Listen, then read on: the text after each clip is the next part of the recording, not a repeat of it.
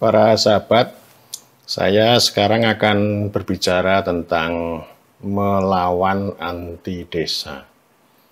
Apa itu anti desa ya? Dan siapa yang anti desa dan bagaimana para pihak yang anti desa ini beroperasi? Saya sebenarnya sedang melakukan napak tilas atas gagasan Profesor Robert Lawang ketika beliau berbicara tentang anti desa. Saya napak tilas dan nanti akan saya elaborasi lebih jauh, sekaligus juga saya buat relevansi ya, menemukan relevansi pada hari ini. Profesor Robert Lawang adalah ini ya, guru besar. Sekarang udah sepuh banget. Mudah-mudahan masih sehat gitu. Sudah ya mungkin sudah 80 tahun ya. Profesor Robert Lawang, sosiolog pedesaan UI, Universitas Indonesia. Fakultas Ilmu Sosial Ilmu Politik tentu. Beliau menyampaikan pidato guru besar. Pengukuhan guru besar sosiologi modern pada Fakultas Ilmu Sosial dan Ilmu Politik Universitas Indonesia 15 November 2006. Temanya anti desa, sebuah telaah sosiologi. Ya, jadi kosakata anti desa itu dimunculkan oleh Profesor Robert Lawang yang sekarang coba saya napak tilas dan akan saya uraikan.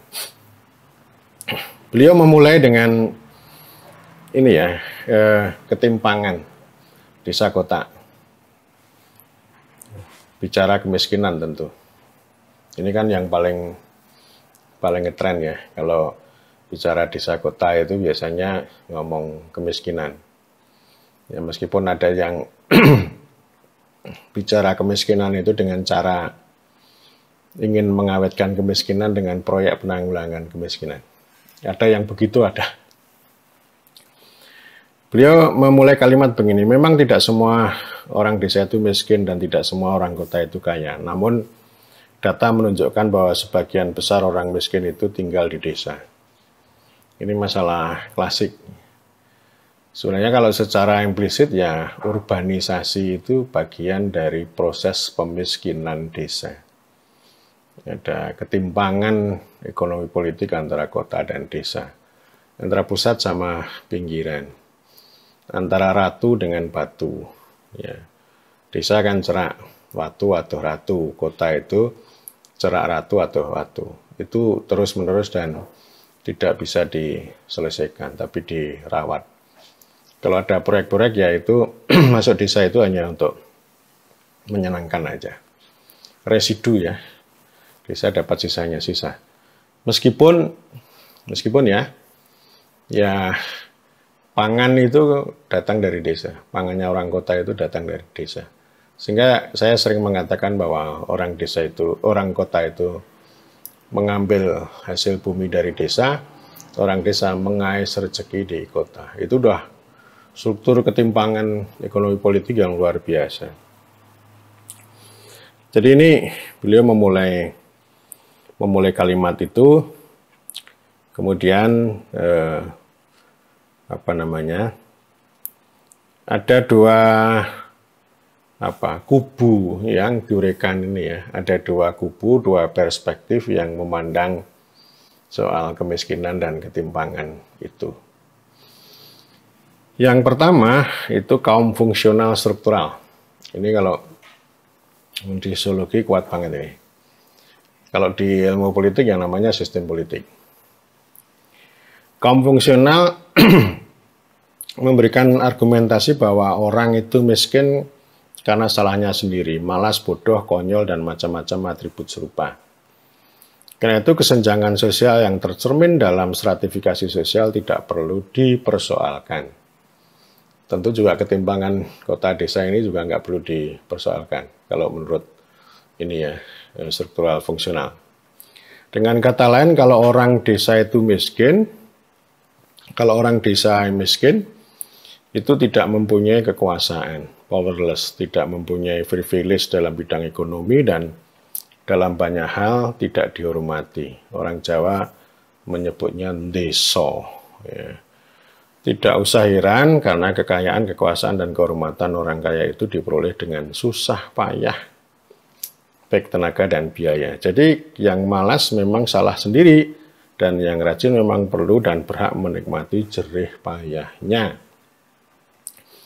Kalau argumentasi seperti ini diperkuat oleh ajaran agama, nilai-nilai atau kearifan budaya, sistem pendidikan, sistem ekonomi, dan sistem sosial, maka hampir tidak ada tempatnya lagi bagi orang desa untuk membela dirinya sendiri, kecuali harus miskin. Ya, itu. Dalam suatu argumentasi yang lebih canggih lagi, mereka yang termasuk dalam perspektif fungsional ini mengatakan bahwa kesenjangan sosial dalam masyarakat, tinggi atau rendah, mempunyai fungsi untuk memberi motivasi kepada orang untuk meningkatkan mobilitas sosialnya. Memberi jaminan bahwa prinsip the right man on the right place sungguh-sungguh ditegakkan dan pada dasarnya adil. Orang kaya, orang pintar, orang kuat, atau pemerintah, atau kita yang berada dalam ruangan yang terhormat ini secara langsung maupun tidak langsung menggarisbawahi argumentasi perspektif fungsional ini. Ya, jadi itu orang fungsional itu semuanya dikembalikan pada orang per orang. Lalu nggak ada negara di situ. Ya, gunanya apa ada negara kalau ada ketimpangan? Ya kalau orang Marxis ya mengatakan ya negara itu kan pencipta ketimpangan, pencipta pemiskinan, karena akan berpihak pada orang kota, orang pintar, ya kelas-kelas rakyat jelita, bukan rakyat jelata. Jadi ini kan paralel nih, desa, petani, miskin, melarat, itu satu paket. Paket yang lainnya itu ya elit, kemudian orang pintar, kota, dan seterusnya ya.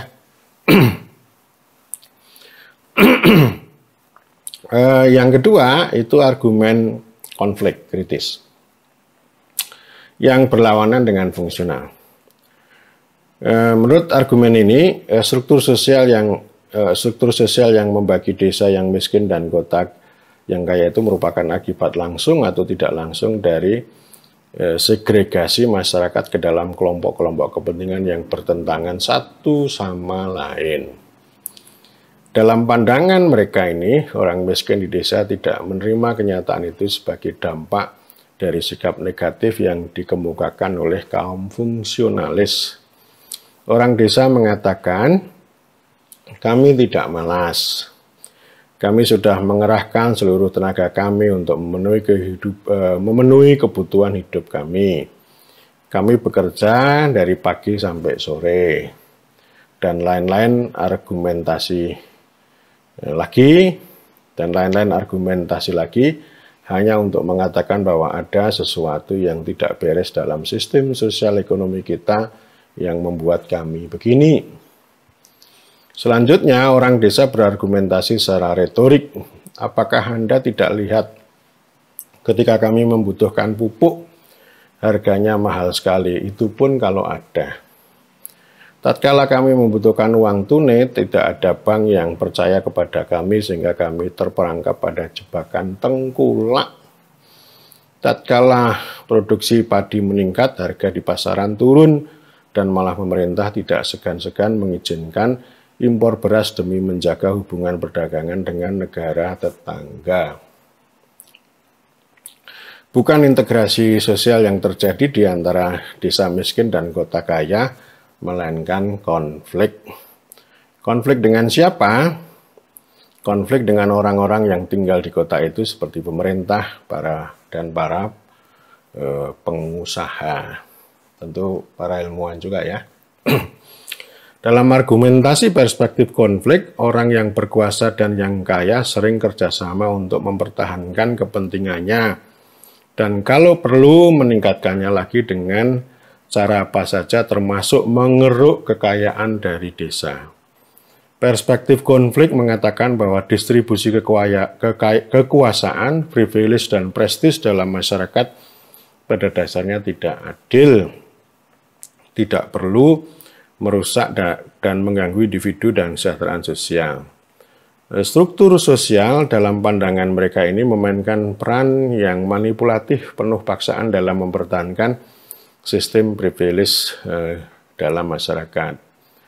Untuk itu, distribusi pendapatan yang jauh lebih besar pada lapis atas, yaitu kota dan kaya, berfungsi hanya untuk mempertahankan dan membela kepentingan kelompok tertentu saja yang berada pada lapis atas dalam sistem stratifikasi sosial. Menurut mereka ini, struktur sosial seperti ini tidak perlu, tidak harus ada dan seharusnya dirubah. Gitu ya. Jadi itu pandangannya dan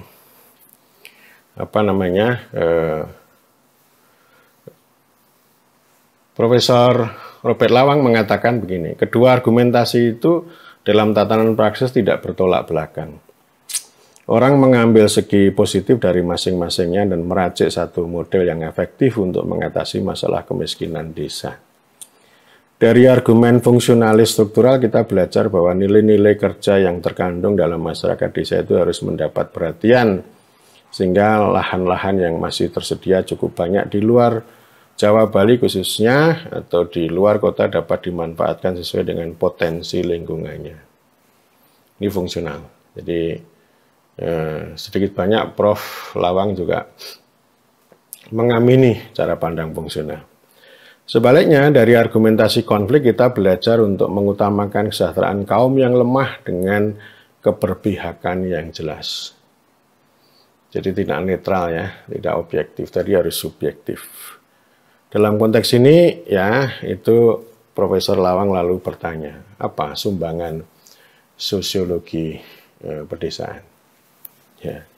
Ya berat sih. Ya. Apalagi nanti banyak sosiolog yang tidak sosiologis. Nah, itu repot itu. Nah, kemudian Profesor Robert Lawang memulai mengembangkan lagi pengertian anti desa. Dua istilah itu harus dijelaskan terlebih dahulu, anti dan desa. Anti menunjuk pada sikap dan tindakan orang atau institusi yang berlawanan dengan atau menentang desa dengan sengaja atau tidak sengaja, dengan rencana atau tidak dengan rencana.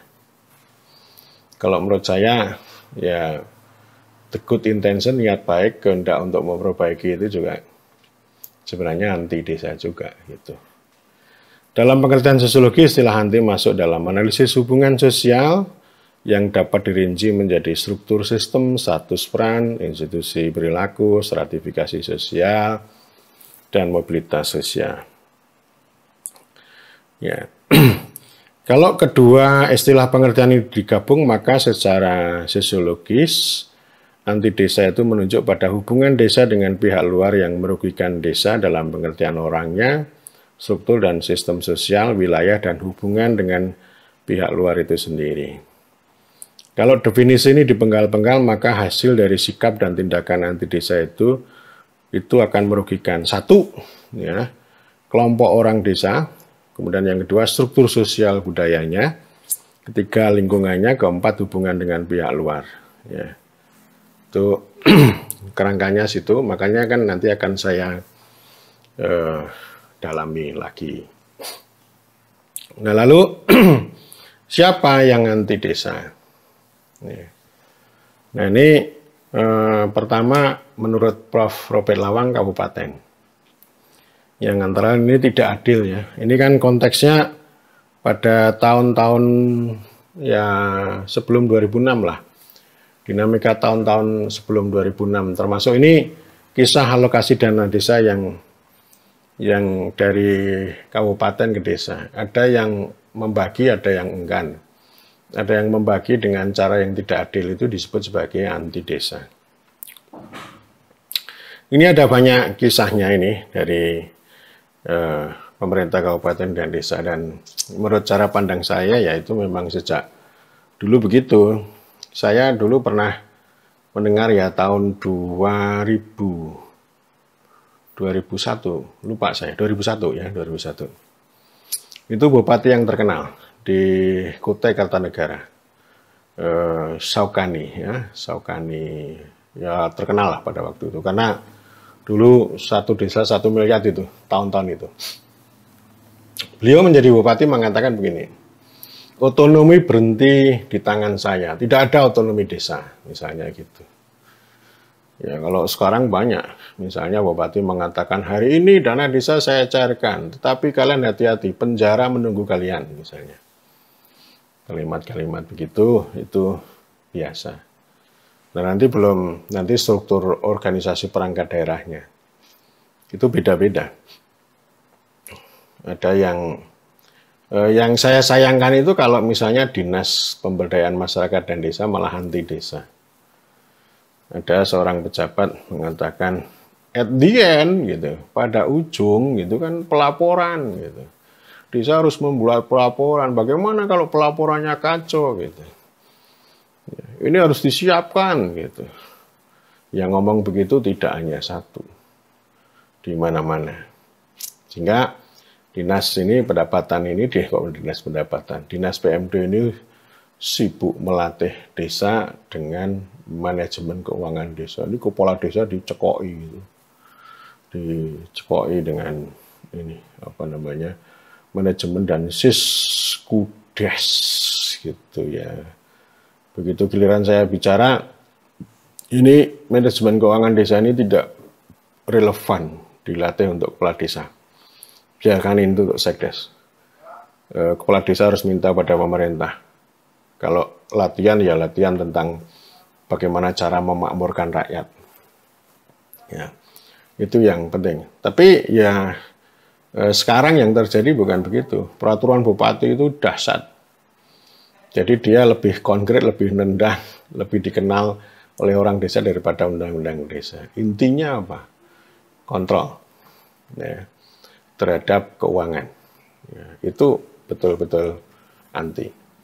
Saya serukan kepada para kepala dinas, Anda ini benteng, Anda harus menjadi pembela desa dong.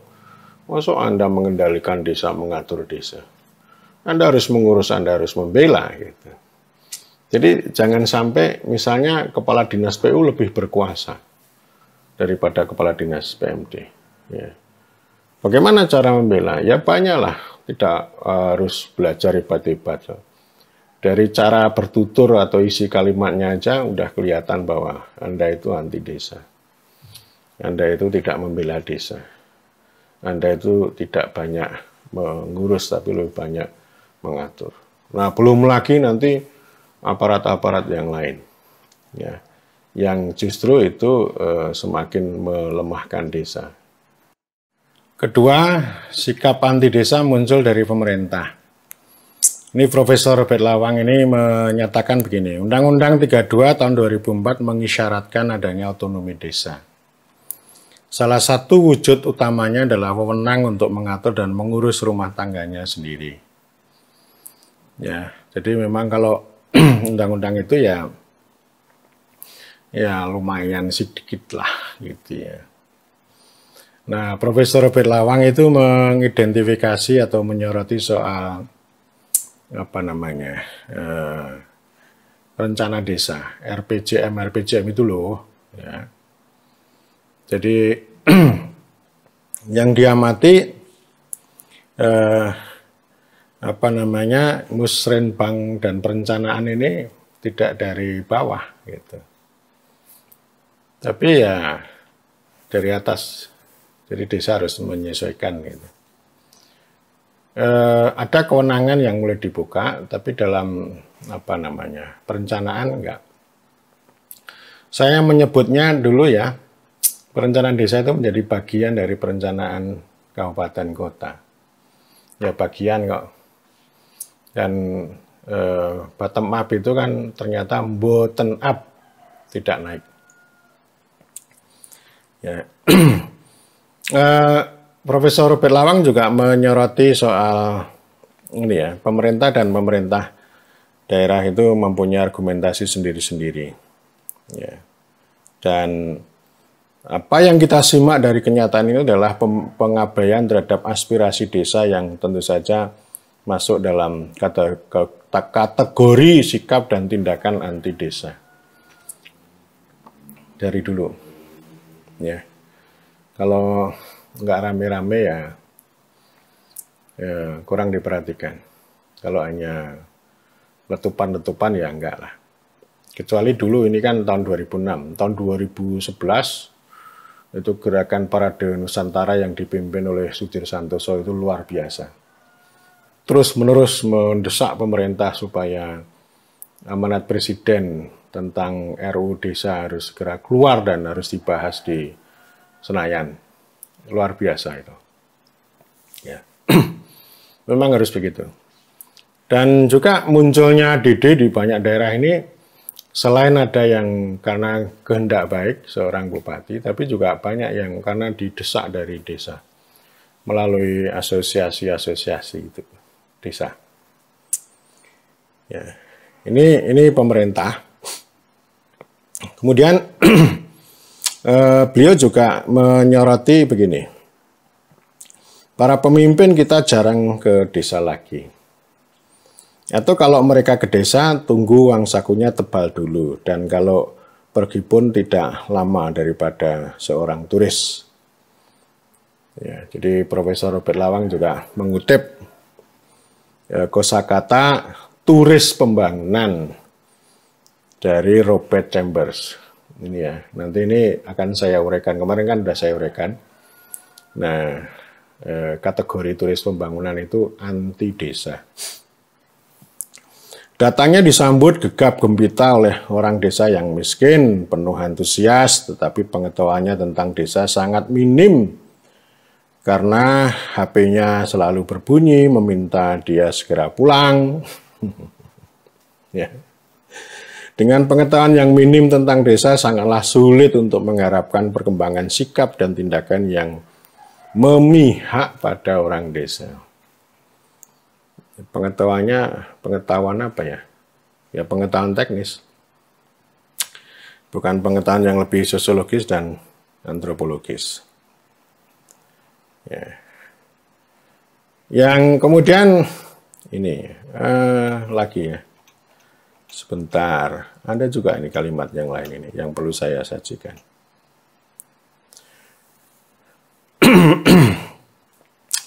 Kurangnya perhatian pemerintah dan sektor swasta pada pembangunan prasarana jalan, pendidikan, kesehatan, perbankan di daerah pedesaan membuat desa itu menjadi tempat yang penuh masalah yang tidak teratasi.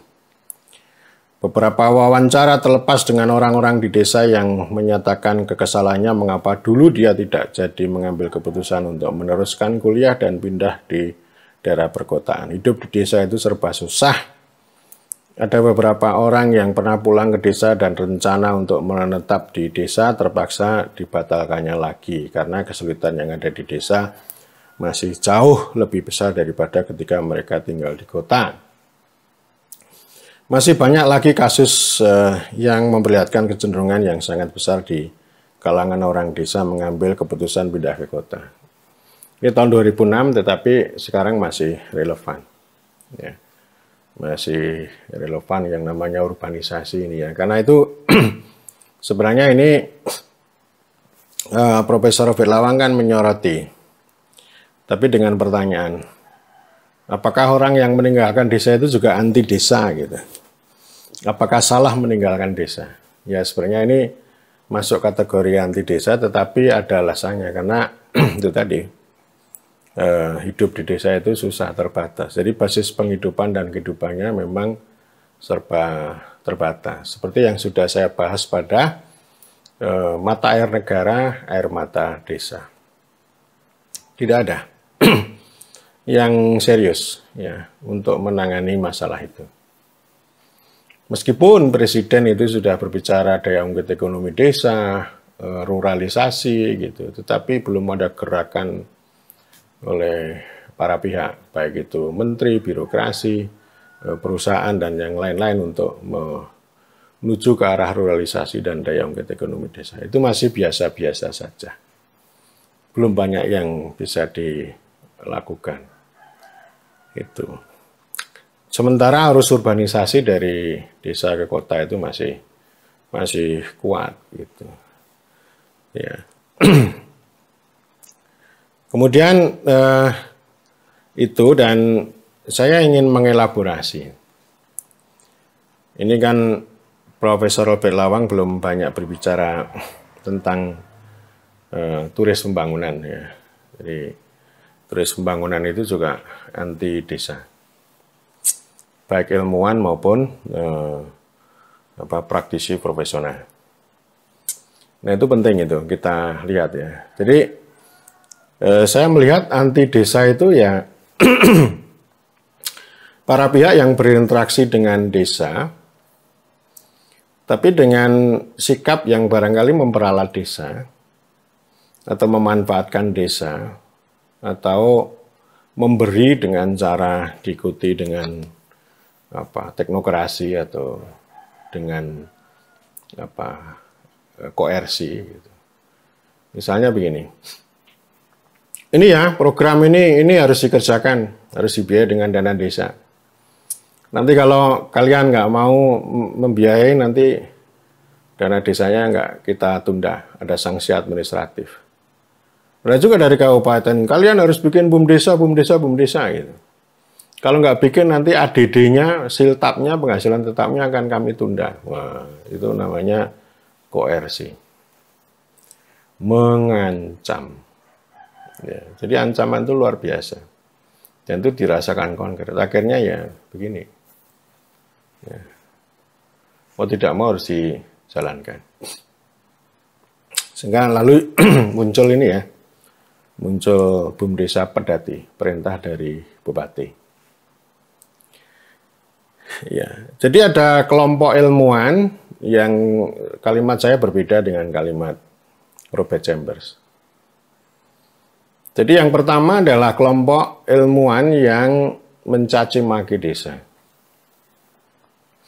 dengan pendekatan sosiologi politik, gitu. Dengan elit. Gitu. Mereka menganggap bahwa desa itu situs ketimpangan dan penindasan. Yang menindas ya menurut mereka adalah elit. Lalu rakyat jelata petani itu ya bagian dari objek penindasan. Sehingga ya mereka dari dulu sampai sekarang ya bicaranya itu terus. Sekarang juga ada yang bilang bahwa dana desa itu percuma, tidak akan efektif, tidak akan tepat sasaran, tidak akan memberdayakan rakyat karena dirampas oleh elit lokal. Wow, serem kan? Ya, saya nggak tahu ini karena positivisme ya, karena teori yang dibawa itu kan begini. Atau cara pandang Orde Baru dihadirkan. Kalau Orde Baru ya kepala desa itu kan menjadi kepanjangan tangan, menjadi penguasa tunggal. Mereka betul-betul ditindas menjadi ketibal. Sama juga dengan zaman kolonial juga begitu. Ya. Sekarang udah berubah. Mereka bicara demokrasi, tapi mereka mengabaikan kenyataan bahwa di desa itu sudah ada demokrasi. Ya, ya tentu masih ada segelintir ya, yang bandit, kepala desa yang bandit. Tetapi sekarang juga sudah banyak yang baru. Itu perubahan endogen ya, bukan karena perubahan proyek dana desa, bukan karena perubahan endogen yang menjadi lebih menarik. Ya, jadi ini orang-orang ini meneliti dengan cara pandang Orde Baru dulu, di bawah sampai sekarang. Mereka melakukan eksploitasi penghisapan atas data untuk keperluan mereka sendiri. Untuk doktornya, untuk profesornya. Ya. Tega banget itu. Jadi wawancara dengan kepala desa panjang lebar, nanti hasilnya kepala desa ini bajingan, ini bandit, ini perampas itu. Ya. Jadi mereka nggak berpikir bagaimana memanfaatkan kekuasaan. Jadi mereka anti kekuasaan. Kalau saya kan berbeda. Kekuasaan itu nggak bisa diamputasi, nggak bisa. Dibatasi bisa, kan udah ada hukum. Kalau kepala desa bandit nyuri ya dihukum. Tapi kekuasaan mereka itu bisa dikanalisasi. Ini terus-menerus akan saya sampaikan. Kekuasaan itu penting. Kalau orang sudah menganggap bahwa kekuasaan itu kotor, jahat, maka dia tidak akan punya jalan lain. Bagaimana memanfaatkan kekuasaan untuk kepentingan orang banyak. Ini kan dikanalisasi. Aturannya harus mengkanalisasi. Misalnya kekuasaan, kewenangan, kekuatan, kewajiban, tanggung jawab. Itu yang dikanalisasi. Trainingnya, pelatihannya juga mengarah ke sana. Diskusinya juga mengarah ke sana. Ya, itu yang namanya menganalisasi. Rembukan antara camat dengan kepala desa dalam pembinaan juga mengarah ke sana misalnya. Jadi artinya harus dihormati, tapi juga dikanalisasi. Dan kanalisasi juga bisa dilakukan dengan cara ini kan sudah ada aturan yang mengatakan ini check and balance itu. Ya bagaimana BPD ini diberikan insentif, diberikan kekuatan. Kepala desa diberikan insentif, BPD juga diberikan. Dengan itu lalu ada proses yang lebih dinamis. Bagaimana mengaktifkan BPD musyawarah desa. Kalau mereka itu diamputasi juga, nggak diperhatikan, dianaktirikan, ya nggak akan tumbuh. Insentif itu kekuatan yang sangat penting. Ya, jadi kalau kita sudah a priori sudah memandang kekuasaan itu buruk, ya kita nggak akan bisa berbuat apa-apa. Ya, itu namanya positivisme, karena memang orang itu positif itu kan menganggap dirinya objektif, positif, baik dan benar, lalu menganggap orang lain itu negatif. Negatif itu salah dan buruk. Jadi cara menelitinya ya sudahlah pakai kacamata kuda. Ternyata di desa itu ada dinamika. Antara rakyat dengan kepala desa itu hal yang biasa. TikTok itu biasa. Mulai dari orang ngomong di belakang gitu atau ngerasani orang Jawa, tapi juga ada yang disampaikan. Ada tekanan, ada banyak hal lah. Entah itu urusan BLT, rekrutmen perangkat desa, membagi dana desa. Di Jogja ada Bagito, udah Bagito saja gitu. Itu kan artinya aspirasi orang pada kepala desa. Ya, jadi biasa ya kalau ini saya terus mengatakan ini antropolog Mas Pujo Semedi ya, selalu mengatakan bahwa ini sak podo-podo, sama setara antara kepala desa sama rakyat. Kepala desa itu biasa jadi buah bibir, dipergunjingkan, diolok-olok, ditekan. Ini situasi baru sekarang begitu. Sekarang banyak kepala desa rakyat jelata, ya, jadi kepala desa.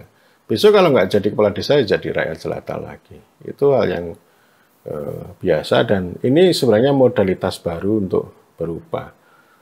Jadi artinya rakyat ini ya tidak sepele dong.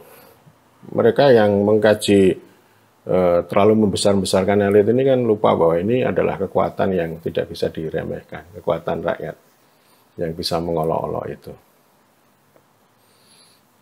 Itu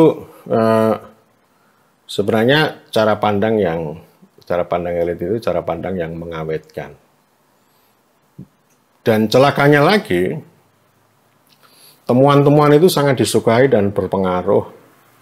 Artinya dimanfaatkan oleh teknokrat. Ini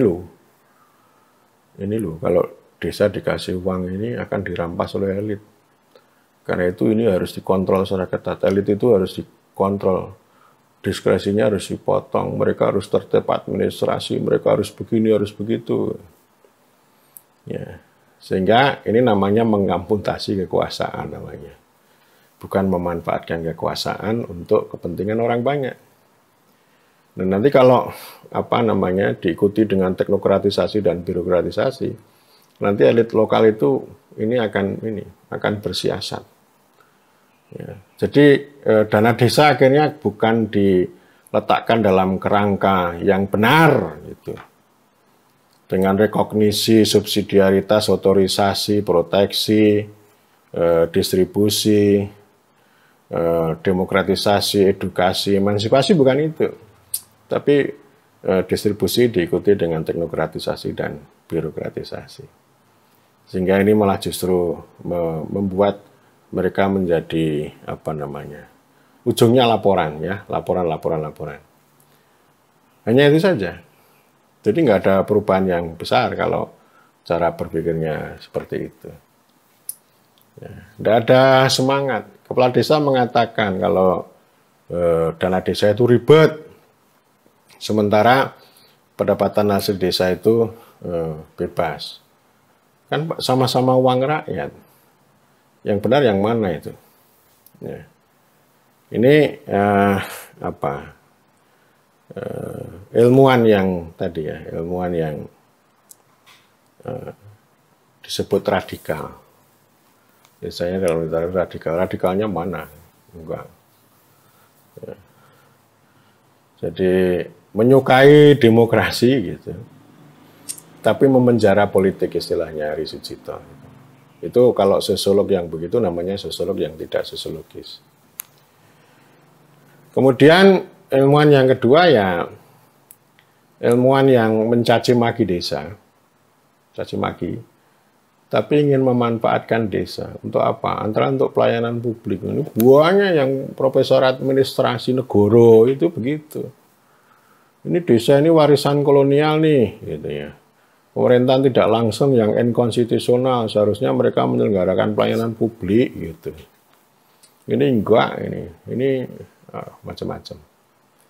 Lalu otaknya bagaimana desa itu sebagai penyelenggara publik secara langsung. Maksudnya mengadopsi gagasan pemerintahan langsung. Jadi yang sekarang dianggap pemerintahan tidak langsung, lalu dia ini. Tapi pengetahuan dia tentang pemerintahan langsung itu terbatas. Literaturnya kurang. Ya, pemerintahan langsung itu ya hubungan antara negara sama warga. Jadi kalau orang itu berbicara desa, ya, itu tidak match kalau dihubungkan dengan pemerintahan langsung.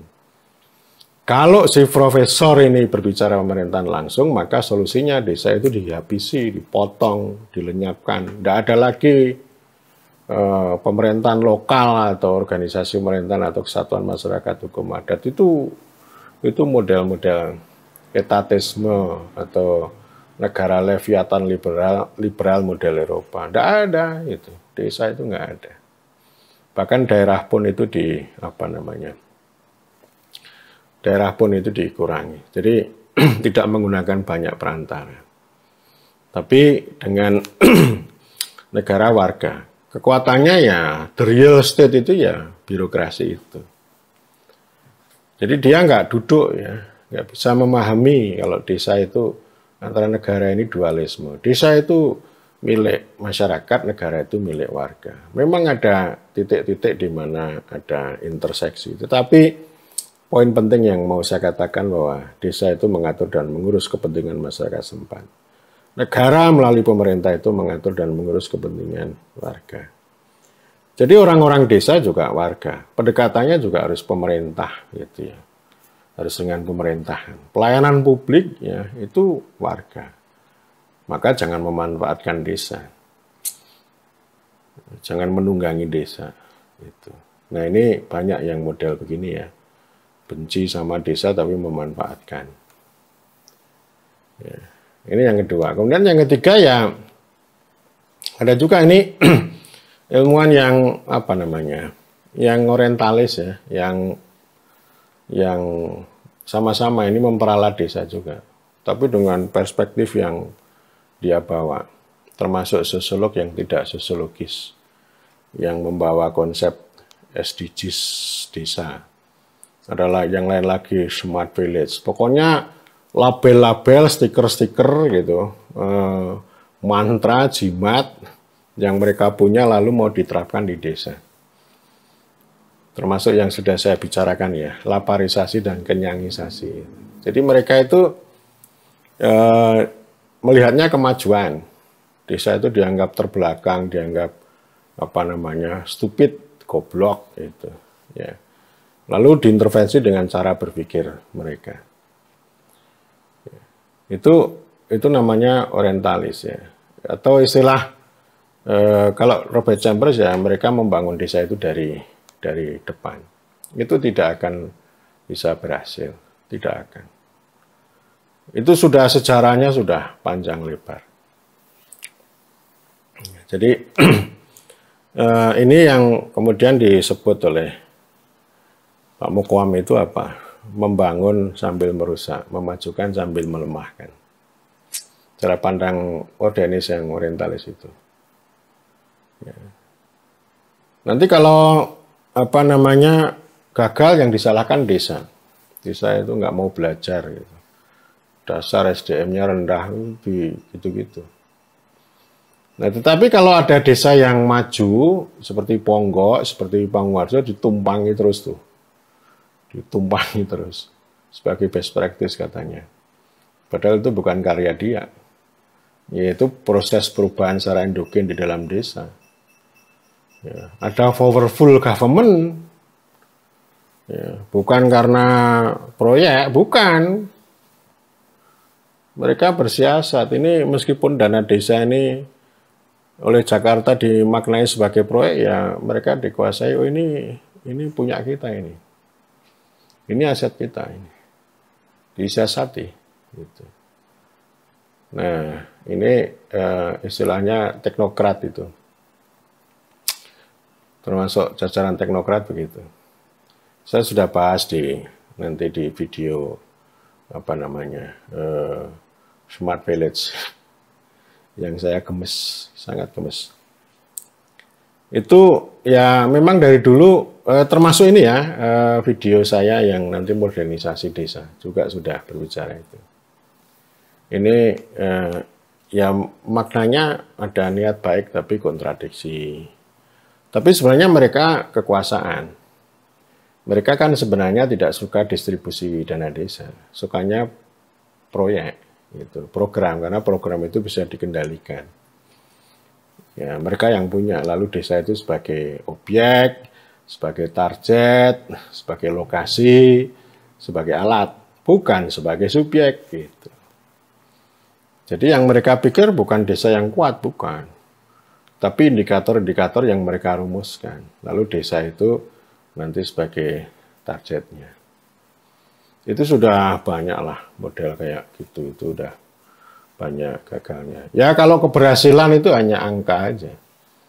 Angka yang digunakan menjadi pertunjukan. Tapi hakikatnya ya institusinya tidak berubah. Ya. Nah ini ilmuwan begitu, kemudian praktisi profesional gitu ya. Itu kan cara berpikirnya begitu. Nanti sibuk bikin indeks untuk mengukur kemajuan. Indeks itu yang butuh siapa? Ya mereka, bukan desa. Kalau desa bikin indeks, bikin data ya mereka sesuaikan dengan kepentingan mereka gitu. Ya, seperti Lurah Wahyudiang Ngurahati ya pernah mengatakan ya kalau ini ada indeks atau sistem informasi nggak sesuai dengan kepentingan desa ya kami akan tolak, kami akan kembangkan sendiri. Itu namanya daulat. Sehingga ini kan saya mendorong ya meneliti desa ini harus emansipatoris, harus melihat dari sisi desa. Memang meneliti ke desa tidak harus lama, tidak harus menjadi antropolog, tidak harus.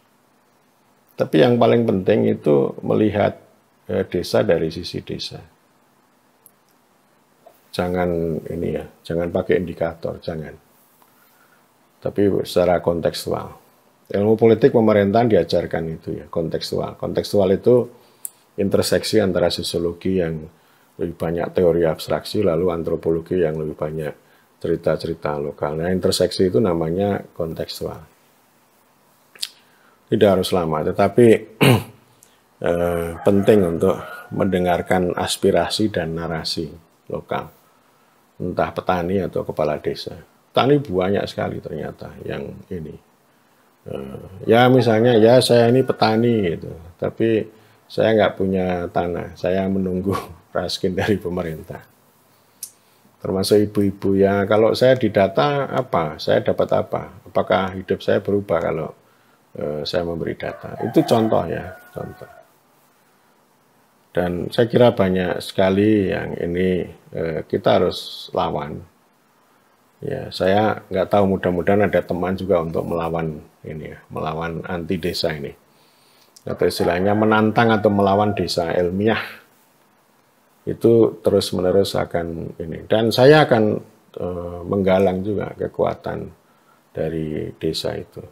Ya, desa memang harus punya emansipasi sesuai dengan apa yang ya konteks lokal, kepentingan rakyat gitu. Denyut kehidupan orang desa itu yang harus diangkat. Jadi tidak perlu silo dengan SDGs desa, tidak perlu silo dengan smart village, tapi denyut kehidupan orang desa itu yang kemudian diangkat menjadi pembicaraan, menjadi kebijakan, menjadi sikap dan tindakan bagi desa. Kalau ada Menteri Pendidikan Kebudayaan bilang kampus merdeka, merdeka belajar, kita harus serukan desa merdeka, merdeka berdesa. Hatur nuwun.